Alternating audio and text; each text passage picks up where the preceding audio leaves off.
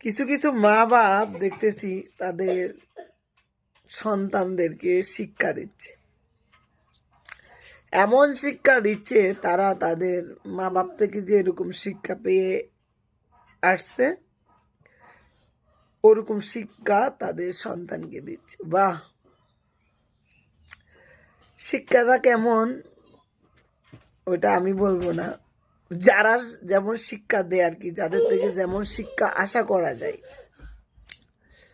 তো এটা তো মানুষ বললে, বাইরের মানুষ বললো আর হবে না, ওই শিক্ষা অনুযায়ী মানুষ প্রশংসা করবে তাদের। তো প্রত্যেকটা বাপ মাই চা তাদের সন্তানকে একটু শিক্ষা যেন সুশিক্ষায় দেয়।